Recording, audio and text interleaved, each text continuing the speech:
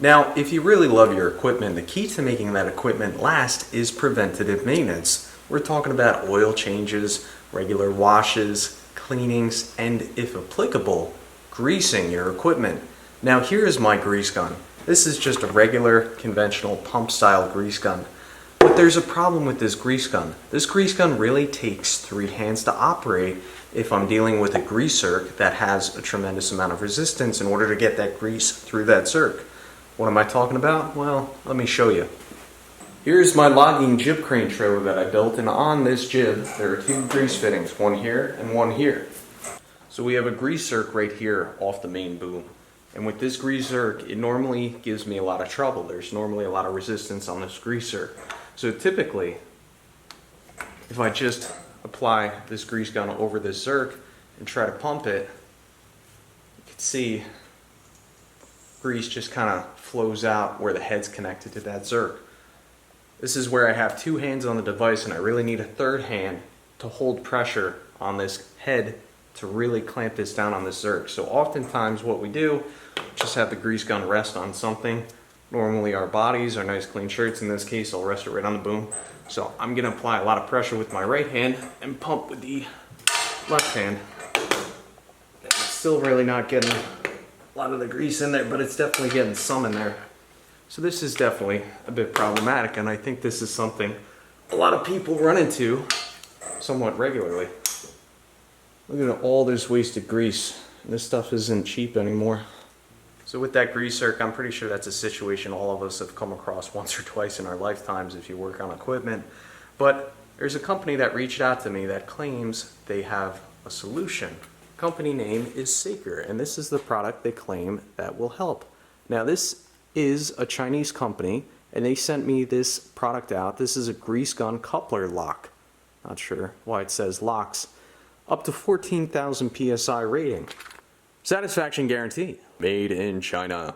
So what is this product? Well, this is a 3-jaw grease gun zerk lock. So what we're going to do, we're actually going to test this out shortly, but we just unthread the standard grease gun coupler that comes on most grease guns, and we're going to give this a try. Now, these are not the only people out there making something like this. I'm sure most of you have also heard of a product called Lock and Lube. Now, Lock and Lube, I've never tried, but I've heard great things about them. They're a little bit more expensive. So right now on Amazon, the Lock and Lube is selling for $32.99, as where the Saker grease gun coupler locks is selling for, I believe, $24.99. This definitely seems like quite the beefy product. I feel like this product could take a fall. In fact, let's do a drop test. So we'll have it take a fall. I don't think that did any damage whatsoever to it. Doesn't appear to be any damage whatsoever. The only thing that annoys me a little bit on this roller right here, and let me get the camera in focus, on this roller right here, so when you go to push down on this handle and the jaws come out in the front, they actually retract. I guess you put the zerk on there and it locks in, but with this roller right here, hear that rock? A little bit of rock right there, not a big deal, but just a little bit annoying hearing that rattling. But anyway, now let's put this on the grease gun and let's try that zerk again and see if this makes a difference.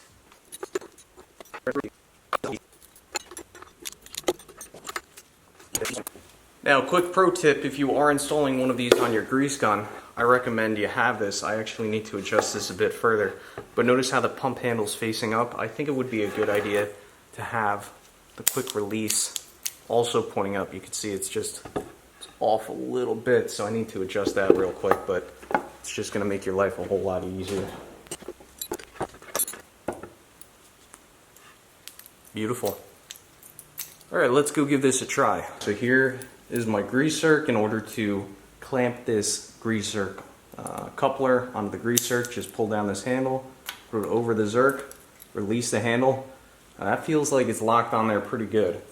So now I have 2 hands to work the grease gun, which this is so nice to have 2 hands. Now let's see how it goes with pumping grease in there. Wow. Wow, what a difference. I don't know if you can hear that pressure going through there, but I don't see any grease leaking. I'm actually still going to need to use this mask to put some pressure down on this handle, but there's tremendous amount of pressure going through this right now. I'm actually going to work the mast back and forth a little bit. That should help to get some of that grease through there. But so far I can say I'm really impressed with this product. You can actually see the grease starting to pop out through the top of this shaft right now. But that's also a great little tip. If you're trying to grease a Zerk on like a tractor bucket or something like that and it won't take any grease, few things: you could have a bad Zerk, so you could try replacing the Zerk, taking that Zerk out, trying cleaning the inside of that. I would just try articulating that joint on the tractor, and if you still couldn't get grease, then I'd apply some serious heat. But in this case, just moving the joint back and forth, you have some grease coming up at the top. I can see some grease coming out at the bottom. Give it one more pump here. I don't know if you can hear that or not, but you can hear that grease being forced through there. Now, here's my question. I still have a little bit of pressure on the Zerk right now, so if I try to release it, what's going to happen? It's actually really smooth. Just a little bit of excess popped off the Zerk right there. A little bit came out the tip of the Zerk, but I gotta say, I'm pretty darn impressed with this. So it's obvious this grease Zerk lock will work very well on any exposed, easy to access Zerks. But what about something like an easy lube axle for a trailer? That is a question I have. I think this is going to work out just fine. So if I take this device, I got plenty of clearance in here. I'm going to push down on the lock mechanism, go over the Zerk, jump over the Zerk, releasing the lock. Now I'm locked on there nice and tight. Now I have the freedom to use both hands. I don't see any grease zipping down. That works beautifully. And also, I can keep my hands clean now. See, traditionally, you'd be reaching by the tip. A little bit would normally come off by the tip. But with this lock handle kind of set probably 2 inches back from the tip of this, this grease Zerk lock, you're going to be able to keep your hands clean. And oftentimes, you probably won't even have to wear gloves. Alright, so let's close out this video. What do I think of this Saker grease gun coupler locks? Well, to be honest, I gotta say I'm pretty darn impressed with this. With that grease Zerk on the mast of the jib crane, I thought with this lock we were definitely gonna get some grease leaking out when I was putting a tremendous amount of pressure through these lines. But to my surprise, we didn't lose any grease when we were pumping this, and it was just awesome to be able to maintain that pressure in the line and work that joint back and forth. See, if I had the old head on this grease gun, all that pressure would have been leaking out right at where the head clamped onto that grease Zerk. So really impressed with that. The only time we lost a little bit of grease is when there was still a little bit of residual pressure in the line and we uncoupled it. But another thing I really liked about this grease Zerk locks is that when I went to uncouple it, even though I had some pressure in the line, it uncoupled extremely easily.